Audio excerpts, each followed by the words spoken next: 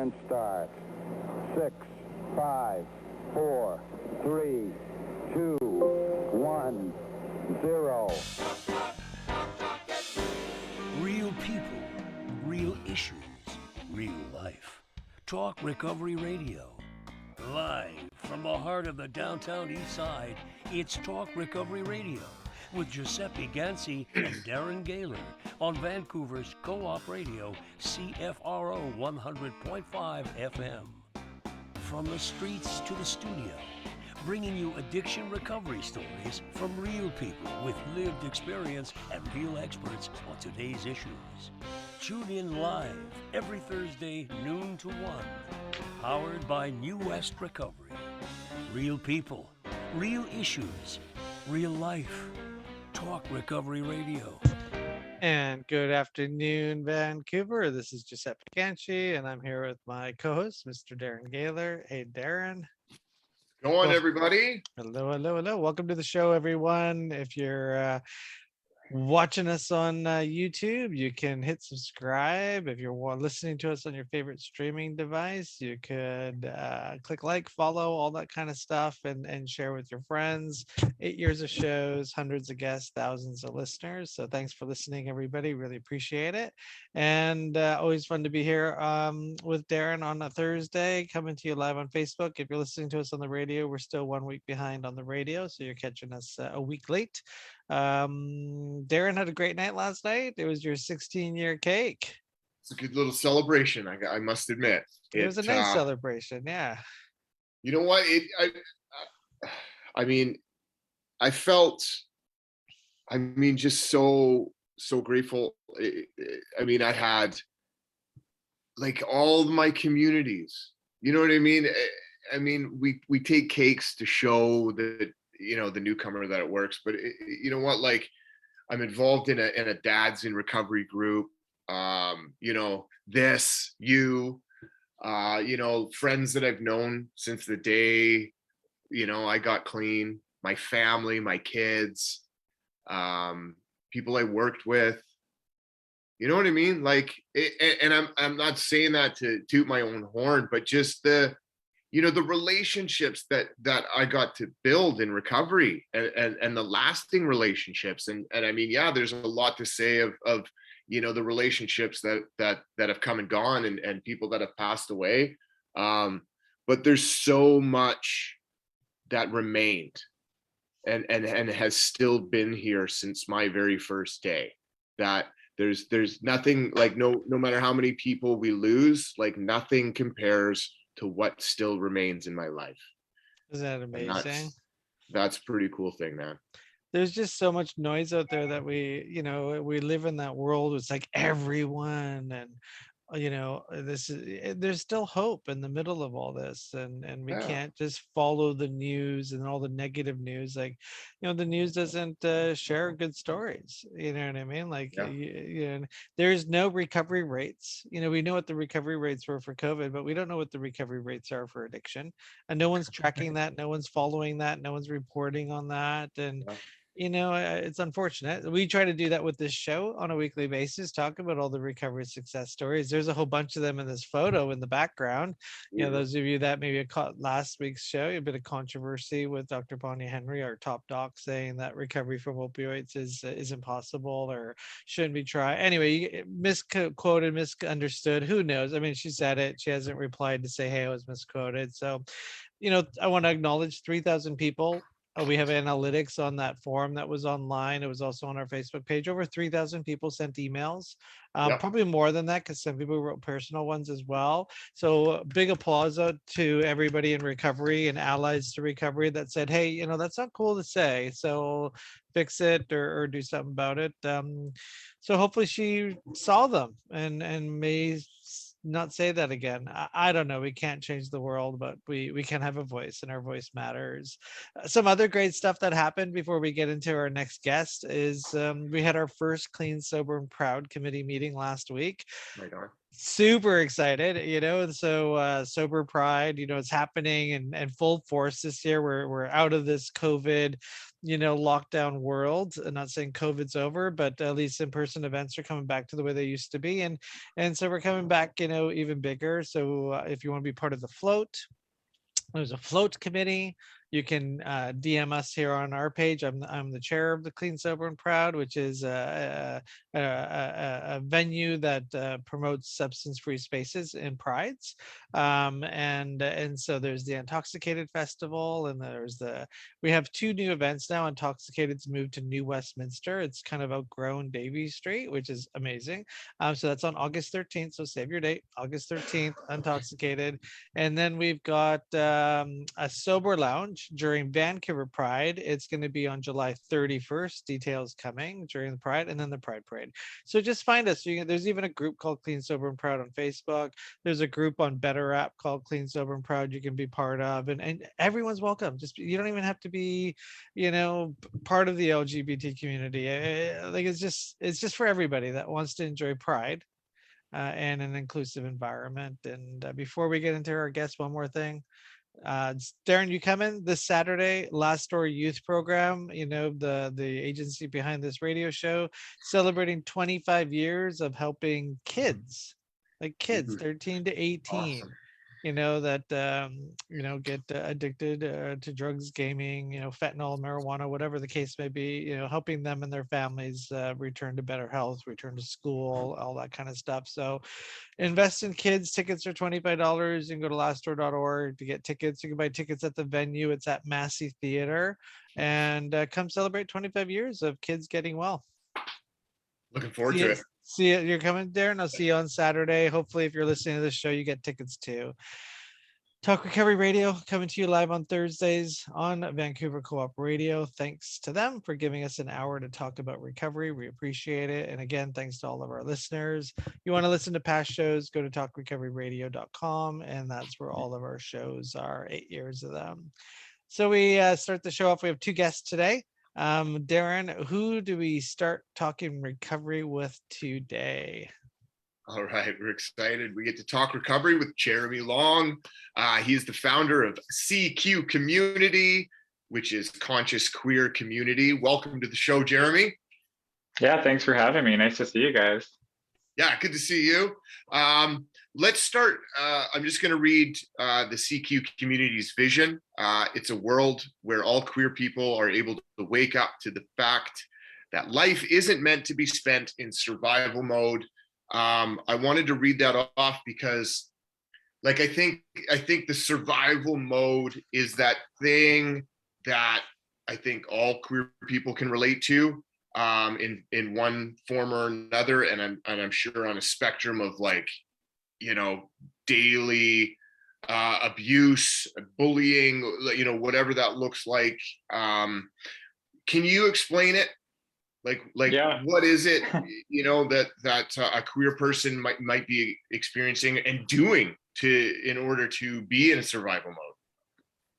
Yeah, that's a really good question. And it just speaks to, like, we grow up as a gay person, myself as a gay man, like growing up feeling like I just started my life by hiding, and learning how to pretend, how to please others, and how to perform a certain way because society told me that what I was not right. Even in today's society where it's changing and evolving, you still end up feeling like there's an element of I need to hide a little bit. We learn how to put these masks on from the beginning.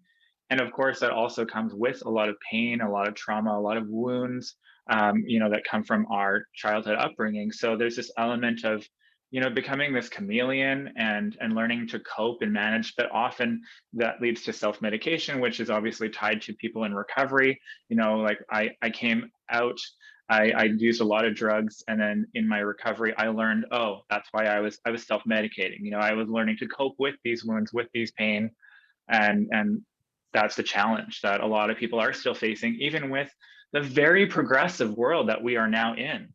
There's still this element of hiding.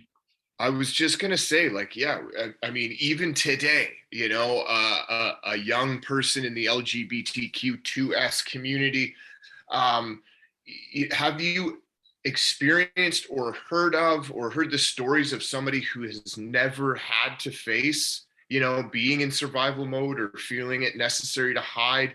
Are there examples today of just the how we would hope, you know, anybody in that situation would experience coming out or identifying themselves?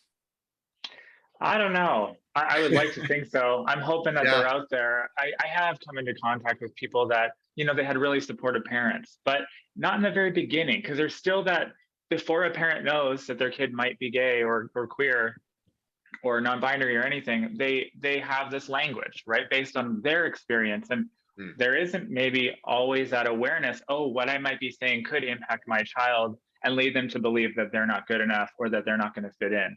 And it's just like it's language that we're unaware of, right? So I'm hoping that that is where we're heading, and it is looking that way. So that's good. Yeah.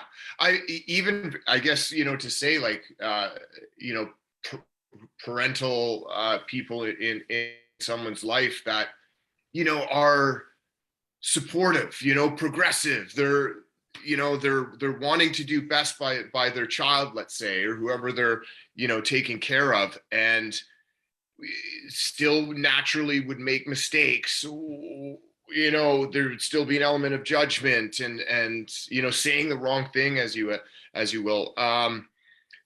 Where like is there a space, or does the CQ community help those in a parenting position or in a supportive position of someone, you know, to gain that knowledge, or, you know, to ask those questions of, you know, I think my child's, you know, maybe gay or whatever, you know, like how do I come to the, you know, communicate with them? Like, is there a platform for that? Yeah, I haven't actually looked at that within like under the CQ community, but I mean, yes and no.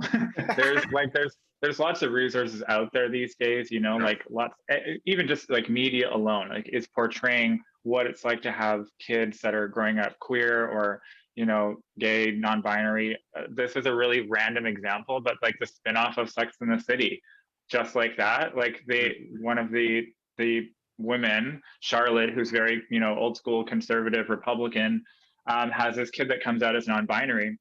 And the kid comes out and says, like, listen, I don't want to be known as a girl or a boy or as this person or that or a name. I just want to be me.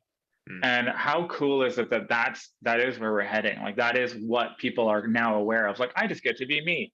Forget all of the titles, forget all the labels. Like there's a spectrum, there's a fluidity, and just embracing that. And I think that more parents that can just explore, how do I support when I don't know where where my kid is going? Help me to Well, show up for them. I mean, the main thing here too is just have the conversation. You know, I was Yes. watching TV last night and just flipping through. I think it's on Netflix, but who knows with all these streaming devices. And there's a new show out there, and it's an Asian person documenting his life coming out of the closet and all that stuff. And it's interesting. And maybe I'll watch it. But there's just this one little piece in there where the grandmother from China, and she's you know, they're translating her narrative, and you know, we just didn't have that in our community. And it's kind of like, yeah, you did, you know, you just didn't see it because you're just, you know, you're the grandma from China. But you know, so just a conversation of understanding, you know, if we talk about it, then people know it exists, people know that Mm. this is out there. I mean, a lot of people, you know, especially when we started the show before you came on here talking about the sober pride stuff coming up, and a common theme in the comments is like, oh, we don't have a straight pride day, and you know, what do these people need a day for? They got equal rights now, and Straight you know, privilege. all, yeah, you know, all this stuff, right? Like that still happens, and we moderate, you know, because it gets some social media traction out there, and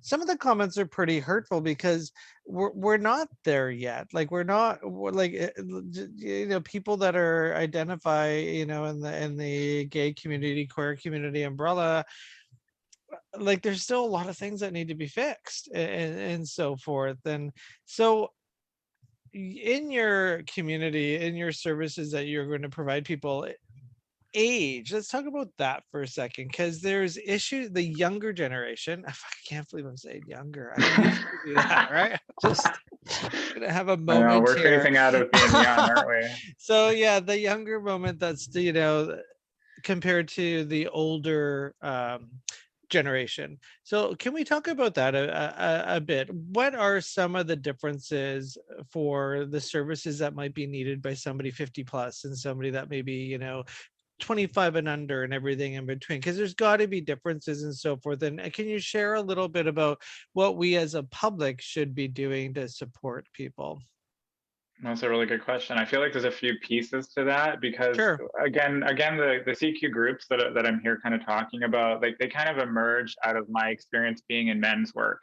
And men's work are these like talking discussion circles where you're in a supportive environment similar to a recovery space where you're divulging parts of who you are, you're expressing the way you see things, and then you're getting that mirrored back to you and you're getting challenged on, well, what can you see that's not there? What are some blind spots? Getting supported, seen, but also challenged a bit.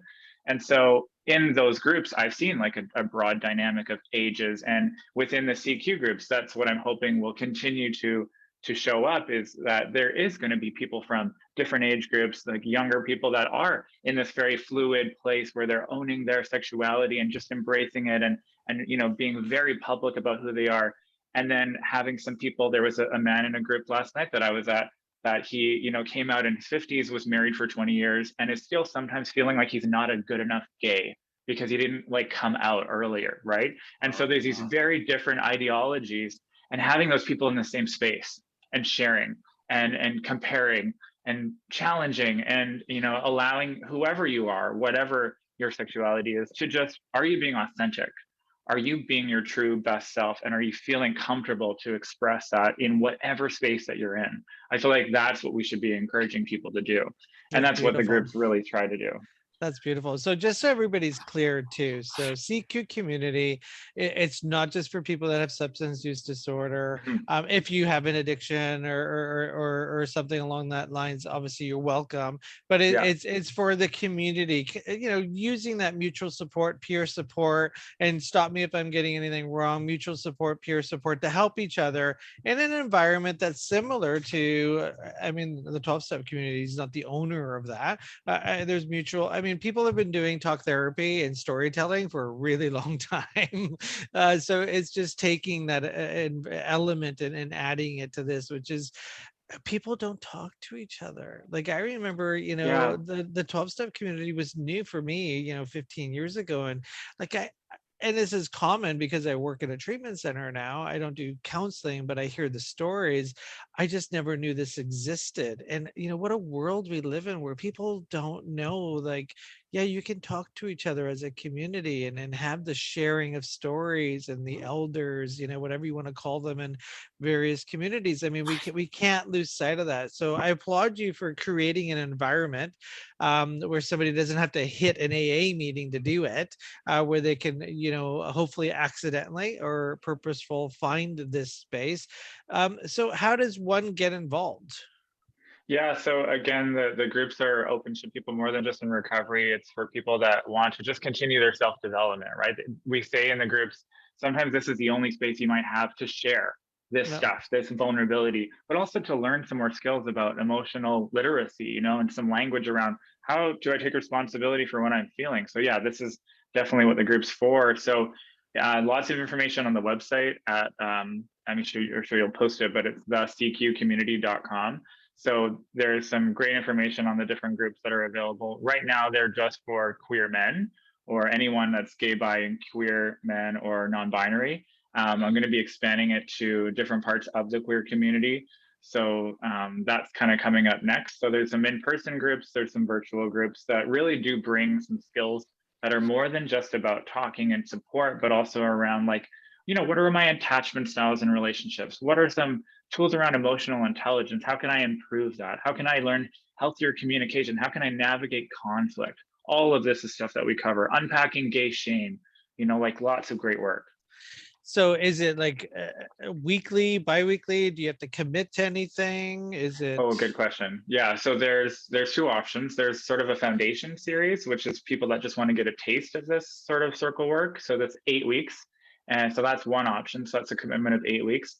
The other option is more like a month by month, and it is a weekly group, but you just sort of, come and commit for the month at a time. And that way, hopefully people would want to commit for 3 to 6 months or more, because as most of us know that are doing some inner work, it doesn't just happen in a couple of sessions. Like you don't just like read something and you're like, I'm cured. My shadow self is no longer in Yeah. control. Well, right? Like this, in the moment you think you are, it's like, oh my God. But then Tuesday happens, right? And it's all yeah, thrown out the yeah, window. But also, if you're in recovery, because obviously a lot of people in recovery listen to our show, this yeah, is great for outside issues yes, conversations. It's just like you always have that's an outside issue, which I think, like, whatever, man. I like to break the traditions. Why not? But for those of you that don't, these are where you can talk about your outside issues. And our world's changed. I mean, when I grew up, I was underage, going to bars, dancing, and that was my community center. Like, that's where I went to mm, learn life and cocaine. And that moved forward into, where I'm at today. But like, mm, I don't know if I could, like, I would need the peer-to-peer piece, because I wouldn't be a great vessel to offer help to somebody, under the age of 25, because their world's different. I mean, they're not mm, the big gay discos are gone, and that whole world, and that it's just different now. So the fact that you have, everybody, I'm assuming, carries a weight in your circle to be able to work with each other. And that's the beauty piece of these mutual peer support environments, where there isn't just one answer. You know what I mean? There's like this fluid opportunity to just take everything in. And Jeremy's got great input, but so would the guy next to Jeremy, or the person next to Jeremy. And then you have that agency to decide what you want to take and use in your own life.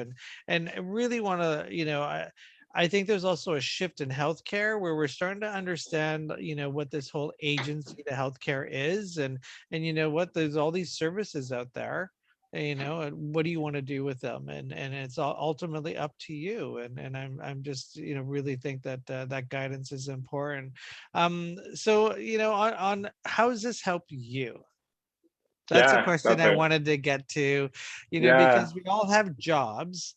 But how does this help you? Because I think you said at the beginning of the show, you're in recovery, you're a person in recovery. How does this help you and all that? yeah. So this work really complemented my recovery work. Like I've done the steps numerous times. I've had sponsors. I've got lots of people in my life in recovery, but there was something more. Like I didn't know why I was still being so hard on myself. I didn't know why I still couldn't have relationships with men that were healthy and we spoke our truth. I didn't know how to speak up. I was still doing all this pleasing and like pretending sometimes. So it's allowed me to show up more authentically as who I am. It's allowed me to kind of challenge some of the ways that I was, carrying some old core beliefs that weren't serving me, letting go of some of that shame. So I guess it just helps me be in better relationship, but it's allowed me to, yeah, be around other men and not feel threatened, not feel like I need to hide, and allow me to just connect on a deeper, intimate level.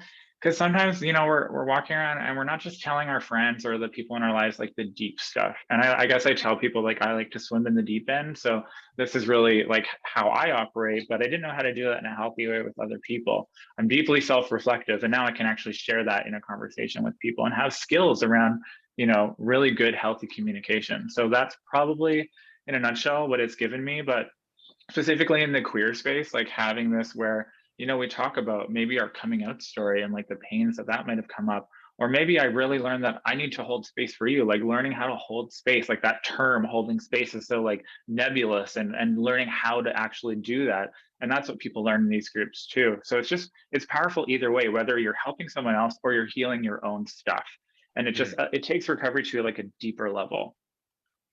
Yeah, it's interesting because we see how complex, changing, growing up, taking responsibility, like it's so individualistic, and and it's all timing too. When I'm prepared to, work on my, relationships with other men, or a partnership, and it's so amazing to have, when we, let's say we're dealing with an addiction primarily in the beginning, and we doesn't matter who's around us, and then we, we come out of that, and get some success in staying clean, but then, there's these new components that arise in life, and often it's just, well, go back to that same place that, dealt with drug addiction perhaps, and Yeah, and yeah, some people do find that, but to be able to become more specific in the areas that we need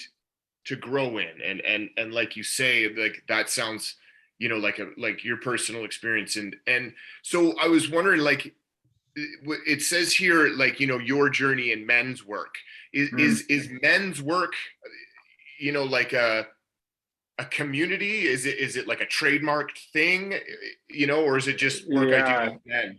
it's also kind of a nebulous thing. I would say there's a men's work movement that's been happening Okay. over the last like 10, 15 years.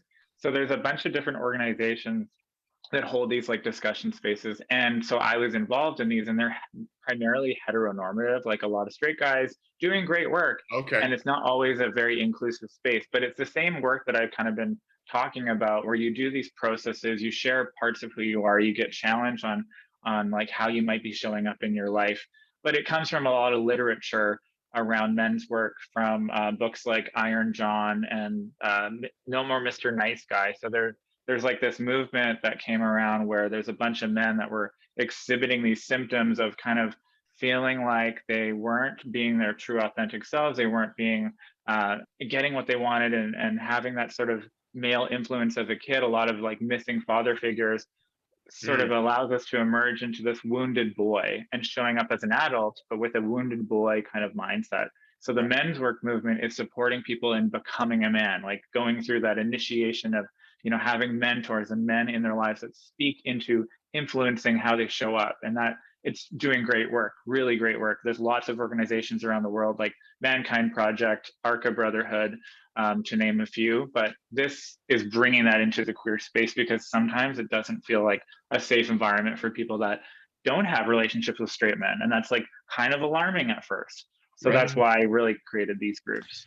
This Oh, is so so that great. was the inspiration of the CQ community. Yes, absolutely. Well, Darren, you got to understand too. Like, I remember when I came out, I mean, it was, well, actually, I didn't come out really. I was in the closet still going out. I was like 17, and all my mentors were using drugs and drinking. And there was a lot of, I obviously chose that path too. I could have went to school, but I decided to do this. So my mentor, there was no real mentors out there. And one of the reasons why Clean Sober Proud has had so much drive is just the idea of the word sober being in a pride event. When I was 16, sober was not, when I was 20, sober was not part of pride. And so that's the drive between us. And so this whole idea of having healthy relationships with people, I mean, we need more of it, because unfortunately social media, Grinder, all these things that have taken over, aren't any more healthier than when I was going to a bar when I was 17. It's kind of triggered a bit for me too, because everybody thinks you got your life all together and all that kind of stuff. I mean, like I hope my family's not watching, but it's a big deal for me. My mom's coming to visit BC in June. My mom has never been to BC. I ran away from Oh, home when I was wow. 17. I moved away from Ontario when I was like just shy of 30, and just did that, drug induced, getting out of town thing. Yeah. And I've, visited my mom every year for like spurts of time. But there's this big healing thing where my mom and two sisters are actually coming to BC. And that's taken 15 years of doing the next right thing. And believe it or not, like I've never had a conversation with my mom about my sexuality ever, or my sisters and they're coming too, there's like a whole family. So it's going to be interesting because they don't know this Giuseppe, like they don't know it. And there's been some hard times. I remember one time, the only time I ever really talked to my sister about all of this was, do you have to put all that shit on Facebook? We have family. And it was like, I love my sister to death. I love her. And it's just like, I've come to a place in my life where they do the best they can. Yeah. That kind of comment would have like just thrown me into a bender for a few days. But now it's like, I understand where she's coming from. It's not personal. I've done a lot of work around that, thankfully, because I've had some good mentors. But yeah, like it's gonna be like, I'm just starting to sweat. Actually, it's gonna be really interesting because now they're coming on my turf, and it's just like, I kind of like do the workaholism and push everything aside and just, it's for, but like, I like, it's just really interesting what. Well, I'm excited for you to sort of bring that authenticity out, because that is who you are. You're a strong, strong gay man. You know, I see that, and you do all this work. So, like, you know, bringing that into family, sometimes that's weird. Sometimes that's hard. And if we weren't encouraged to do it or supported in our journey when we were young, we just kind of don't. We just kind of let it Yeah. kind of go along. So I'm excited for you. Yeah. And for them to see, like, to connect this amazing thing that you're doing and have done and been doing to who you are, like the whole thing, right? Rather than it just be this sort of shut in, closed door from, you know, wherever you're from, Ontario, like that door never gets opened when we're at home. And it's, I mean, yeah, I can just assume and empathize that the feelings are because, you know, you're not going to close the door when they get here, and they're going to see it. And there's like a, you know, an uncertainty of whether they're going to be proud or whether they're going to be ashamed. And I don't know. I think this is how you sort of force progression sometimes, right? Yeah. Is you know, Wow. is just welcome it. Sorry about that, guys. Yeah. No, it's a big deal, No, man. That's it's beautiful and it's courageous. yeah. Yeah, But I just that's why the work you're doing is important, because absolutely. you know, we need to talk, and it brings awareness, and what's the saying, like, secrets and not talking about it keeps people sick, and Yeah. if you can hold a safe space for people, not just people in recovery, to be able to share, especially in the hustle and bustle of the West End, Vancouver, Yeah. you know, where people, you know, like me, move to get away, because Vancouver Yeah. seems to be that kind of a place. Like, there's a lot of people living by themselves in condos, you know, not having anyone to talk. So if you Oh, that is so have common. if you have a coworker, you know, if you have a friend, you know, that you know, needs a little bit of support and maybe counseling, therapy. If you would have told me go see a therapist when I was 25, like, it just wouldn't have happened. But maybe Yeah. the idea of a group, and just, you know, amongst friends, like a social group that has some therapy involved in it, like, that's a little bit more welcoming, I think, than sitting down with a therapist. That's a great opportunity. So yeah, whoa, that was a Yeah. that I was a really moment. appreciate your vulnerability and sharing that this you know, that's a space that is a safe place to unpack some of this, deconstruct what happened, and to kind of move forward with some courage, which is exactly what you're doing. Yeah, Absolutely. we can move forward. Yeah. And Yeah. and speaks to the, you know, the growth doesn't complete itself, you know, back then. Like, I don't know when it's going to come up for me, you know what I mean? But like, I mean, to know, like, the thousands of interviews and the amount of people we've talked to with just that, you know, if you strip it down, it's generally for the same purpose. It's generally because there's one person that didn't get it over there, and they might just get it here with us. And so, you know, here we are to provide that. So yeah, send the link to anybody that you know, the cqcommunity.com. Jeremy Long, his email is hello@thecqcommunity.com. Ask him questions, check it out, and check out the website. Jeremy Awesome. Long, thank you so much for coming on the show today. Take Thank care, you. It's been a Jeremy. pleasure. Thanks so Yeah, much. we'll see you. Take care. Thanks. Bye, Jeremy. Bye. Awesome. You're listening to Talk Recovery. Oops, that's the wrong button. That one. You're listening to Talk Recovery Radio, coming to you live every Thursday, noon to 1 on Vancouver Co-op Radio, CFRO 100.5. Well, that was a great interview. You know what? Love Jeremy. Love the work that he's doing. Yeah. And super excited that he's able to help and have conversations with everyone. So, Darren, I'm going to let you introduce our next guest. We're talking, you know, this is a great guest too, because we're getting ready for the 25th anniversary of Last Doors Youth Program, which has been helping teens 13 to 18 recover and their families. So this is a great time for this guest as well. Darren, who are we talking recovery with in the second half of our show? Yeah, again, super excited. Dr. Gayani De Silva. Did I say your name right? Pretty well, yeah. Guyany. Gayani. Guyane De Silva. Okay, welcome to the show. Doctor of Medicine, child and adolescent psychiatrist, Albany Medical College, internship at Brown, residency at Harvard, holding numerous awards, citations, and currently private practice in Laguna Beach, California. And you were even Coco's doctor, the gorilla who learned sign language. Yeah. What? I missed that one. Let's do a show on that. Right. Yeah. I've watched little documentaries on Coco. I think I cried during one of them. Oh, yes. I mean, yeah, a little bit off topic, but I think also it was representative of like so many of our brokenness, our challenges, our inability to communicate. You know, we were just talking at the start of the show, you know, people who came to identify themselves, you know, within the queer community, and whether they were oppressed to communicate, didn't know how to communicate. It just like, if I could just let someone know what's going on, you know, to bear myself.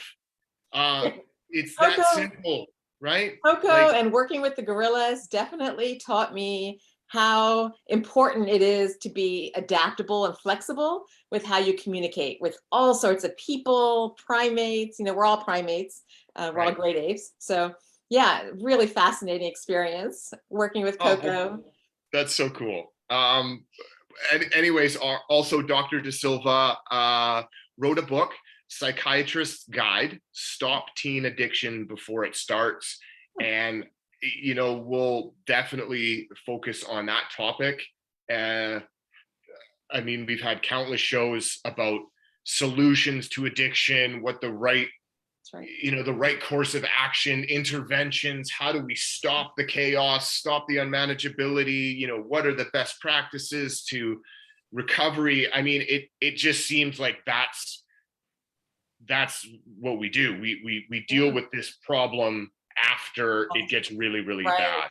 And my intention with the book really was to look at it from a preventive standpoint, because once you get, as you guys know, right, once you get addicted, you're stuck with the addiction and you've got to manage it for the rest of your life. But if we could, as parents, do something for our children, you know, understand addiction, understand how it takes hold, we can intervene prior to it becoming a problem. And that's really what I want to do. Amazing. Because I mean, the benefit of every single parent person reading, you know, that type of information, you know, whether they were planning to have kids or, you know, like it seems like it should be on every how-to or dummy's guide for, you know, parenting, you know, on the bookshelf when we're learning how to put on a diaper. Like, I mean, if in fact, you know, behaviors and certain, you know, mental processes, perhaps not just genetic, you know, are more of the building blocks to, you know, addiction, which I just, based on my experience and my own personal knowledge, I think it's more after I'm born and as I'm developing that you know, it becomes problematic, not just whether or not, you know, my dad was an alcoholic, you know, genetic wise, right? Like, that's right. We do.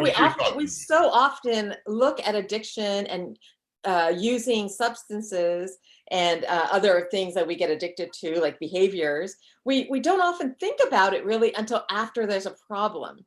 And the truth is, we need to start thinking about it way before it becomes a problem, because we're all susceptible to getting addicted, even though some of us have more genetic underpinnings to getting addicted, but we're all susceptible to it, whether we have the genetics or not.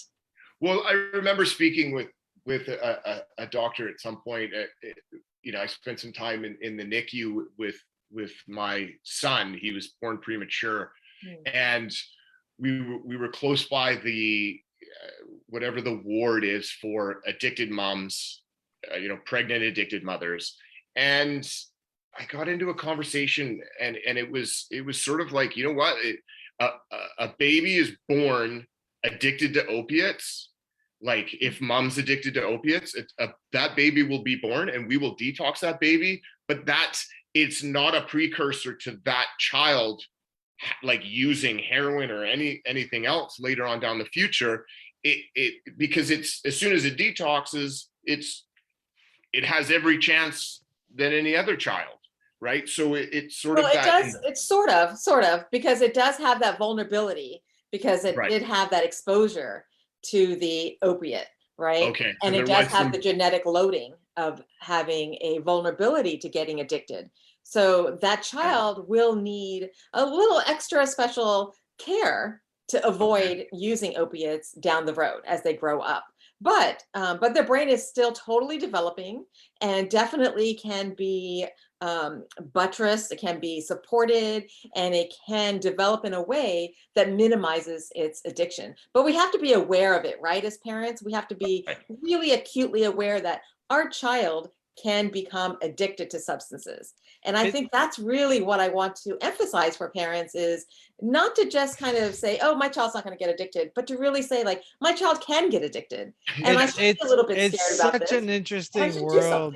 It's such an interesting, because even people like, we work in a rehab center behind the scenes, and even parents with kids that are having issues with substances are still, can you just get them to stop using that one, because we Right. drink wine at Christmas, and And they want to drink wine. and they want to drink wine, like I want to, and there's that thing, dads want to take their kids to hockey games, and just get rid of his heroin problem or his crack problem. Like, no, Right. it's there. So we need to, there's so much that needs to be done when it comes to Right. stigma of substance use, and the rite of passage to be able to use. So And the obviously, vulnerability, yeah, the the vulnerability that we vulnerability. have to getting addicted. So how do we, obviously, read the book Psychiatrist Guide Stop Teen Addiction Before It Starts, but can you give us a little sneak peek on some ways that we can stop? Like, what is there, like a list of guides that check off? Like, how does it work? Well, the primary defense, let's say, against getting addicted is self-esteem. Wow. So if we as parents can really help build our child's sense of self, sense of empowerment, sense of value and self-worth, then we've buttressed them. We've built up their resiliency to choosing behaviors and patterns that are going to lead to addictions. So that's really the key. And the way we do that as parents is we build our relationship with our kids. We build that communication, we learn, we adapt, we learn how our child communicates best with us, and how our child hears what we have to say and can feel our care for them and our support of them.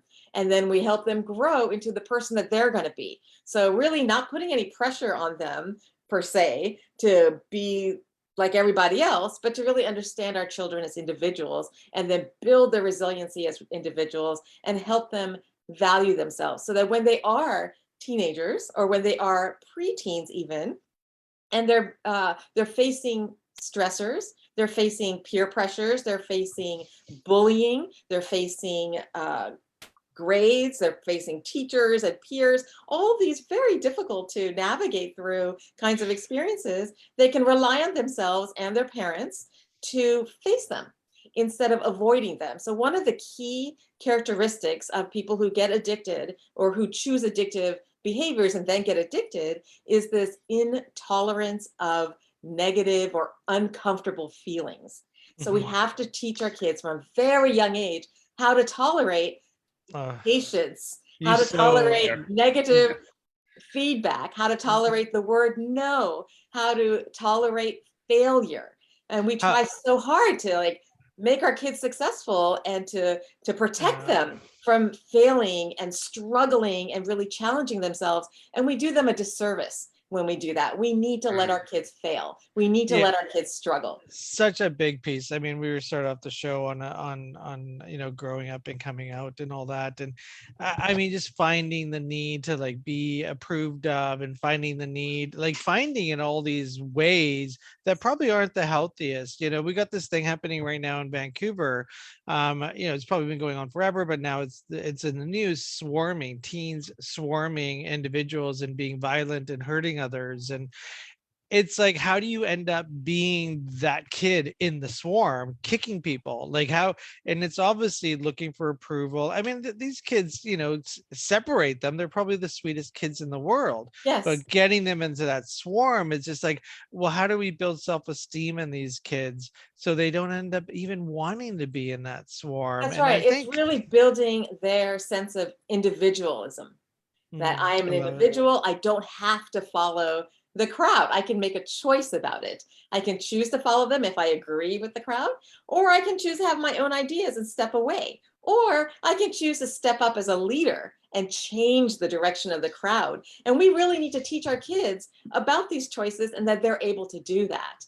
I've got a So really that big is it. question for you. Sorry, Darren, I just want to bring this up. So we do a conference and we about addiction recovery, and that I'm part of, and we brought Planet Youth from Iceland down, and we've talked about it on the show before. And Iceland had one of the world's worst drinking consumption rates, especially among young people, forever. And so they looked at it as a country, and they created this Planet Youth project. And it wasn't how to moderate drinking. It wasn't about don't drink. It wasn't about any of that. It was about building youth and community, and they invested so tons of money. And like, they don't do chocolate bar fundraisers to send kids to hockey. Like, it's all paid for and all that kind of stuff. And they didn't do this last week. They did this over the last 15 or so plus years. And what's happened is they've got a bunch of kids that are now adults, and they have like the lowest drinking rate consumption for countries. So it's one of those things that this is what they did. There's research out there that this actually works when you build, we call it community capital. So why do you think, because you wrote a book on it, why do you think we're not doing it? Well, I love that idea. First of all, I just love the idea because I think for all behaviors that are problematic in children, we don't necessarily have to address the specific behavior and get them to stop that behavior. I think it's much more effective to address the person and really find out what the child needs, what their strengths are, what their weaknesses are, what their challenges are, what their hopes and dreams are. And why don't we do this? Well, it's hard. It's really, really hard work. And there's so much pressure on parents to have their child be like what everybody else expects. I mean, I remember when I was a new parent, I was so anxious, frankly. If my child cried, like, I'm not supposed to have my child cry, right? It's embarrassing. You take your child out in public and your child's like having a fit. It's really, really so much pressure on the parent to have to face everybody else in the establishment who wants a quiet dinner. That's understandable, but the pressure to conform is so high, and it makes parents really, really nervous. So we get focused at a very, very young parental age to making our kids fit into the box instead of us understanding who our children are. Right. I think that as a society and as friends and as family members, if we can encourage our new moms and dads, new parents to allow their child to grow and to understand them, I think that then it'll make it a lot easier to focus on their self-worth and focus on their individualness growing up and becoming who they are, and really really supporting that and building their self-esteem instead of avoiding and mitigating the pressure and the anxiety that we feel in order to be appropriate in society. There's so much, you can just sit on YouTube for a half an hour and get literally 100 different opinions on raising kids. You should say, should give them positive affirmation, but you should never say, good job, because that leads to, not working harder or something. Like, it's so much, it's too much. Yeah. And, there's all of these little components of of, okay, that makes some sense. But I mean, I think, yeah, we lose ourselves. And then, like you say, worry about this comparison to that parent that you're just talking to that just asked, whether your kid's reading yet. And are they interested in my child's reading, or are we in a Yeah. comparison Right. conversation right Yeah. now? And how much weight that has, no matter how much personal growth I've done, in my own life. Yeah. Like and then we lose track, right? We lose track of what's really, really important. And what would you say in order, to build that self-esteem? I mean, so many parents, they have to rely on daycares. Yeah. That's who's spending a lot of time with their children, that are just doing what they can to keep 15 kids going, Yeah. for the day. But you know what? Kids up until about the age of 11 to 12, their parents are still the most influential people in their Right. lives. Yeah. And that's where, and so my question would be, if you have that influence, whether it's just for, 2 hours a day, what is the best form of influence? Like, what is it positive? Is it time? Is it, You know what what you is, know what it is? It's really attunement and validation. It's understanding, and it's yeah, being compassionate and empathetic. So it's not really time, it's not what you say necessarily that matters, it's your intention. It's really understanding who is my child, and having the child understand and really appreciate and know that my parent wants to know who I am. My parent is interested in me, is interested in mhm, what I want to do. And my parent allows me to have feelings. And my parent is able to tolerate my sadness, my anger, my frustration, my impatience, my intolerance, my fear, my scaredness, my insecurities, my vulnerabilities. My parent can handle all of that. But in order for parents to do that and to convey that to their child, they need to do that for themselves. So mhm. parents really need to believe in themselves and value themselves and know how important they are to their children, and then to behave in that way. Like, I am an important person to my child. My child needs me, and I am important. I am valuable. I am the most important person to my child. And I'm going to take whatever interaction I have with my child seriously. And I'm going to give it that value. I'm not going to be lazy about it. I'm not going to take shortcuts, because I'm far too valuable of a person. And what I give my child is far too valuable for me to take it for granted, for me to just be flippant about it, or to be lazy about it, or to discard it like it's not going to matter. It matters. How we interact with our children matters so much to our children. I so, like, it just resonates so deeply, and often it's hard to verbalize, what it is that is the most important, like, often, like, it's just time, just spend time. But to really be specific, like, earlier you mentioned, an intolerance for discomfort. So to help promote the ability to tolerate discomfort for a while, to not grab the next thing that makes us feel comfortable. And I mean, that just resonates in my own personal experience, how quickly, like, feeling uncomfortable seemed to be the worst thing in the world, We want to get rid of that, and we want to right? save our children from that, but don't do it. Sit with them. Teach them how to tolerate being frustrated. Mm, When they can't fix their Lego or their erector set, and yeah. if the pieces aren't going together well, just sit with them and say, that's so frustrating, isn't it, that it's not working? Let's just take a breath, let's take a break, and then we can try again. But yeah, that's really frustrating. Validating, attuning, staying there with them, showing them that it is tolerable and that feeling will pass. And what age would you say, like, whether it's because of their brain development or understanding of their own sense of self and abilities, like at what age range is it really necessary to focus this sort of stuff on. You know what I mean? Like, I would start at the very beginning. It's with birth, being able to tolerate your child crying. It's your practice, right? It's the parent practice. Like my child is crying. Okay. Instead of trying to make the child stop crying, what do? You try to figure out why the child is crying. Why is my baby crying? Is my baby hungry? Is my baby's diaper wet? Is there a little hair wrapped around its finger? Is it uncomfortable? That's what you do. So right from the very beginning.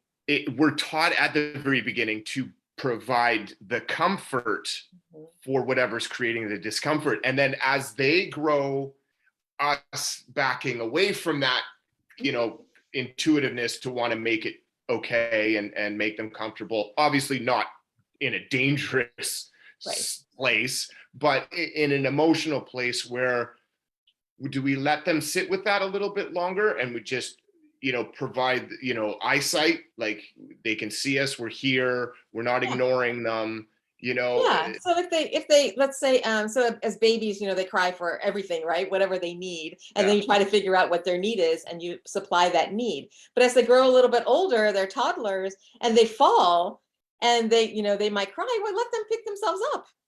You don't have to run there and say, "Oh, don't cry, here, I've got you." You can be there and say, "It's okay, you fell, you're okay, do you need some help?" You can maybe ask. And if they can do it on their own, say, "Great job, you did it on your own, it's awesome, let's keep walking." If they skin their knee and they have an actual cut, then you can jump in. You can say, "Hey, it looks like you skinned your knee, doesn't look too bad, let me get a Band-Aid for that, let me wash it out for you, and then let's keep going." I mean, it's such a big, huge topic, so complex. I mean, what I've grown to understand that it's never the typical, I grew up with no parents or drug addicted parents. My dad was in jail, we were poor, that, it seemingly was the only sort of formula to become addicted. And it was so confusing because I didn't come from that. But I can resonate with, things at, 12, 14, 15 that I didn't, get much understanding around.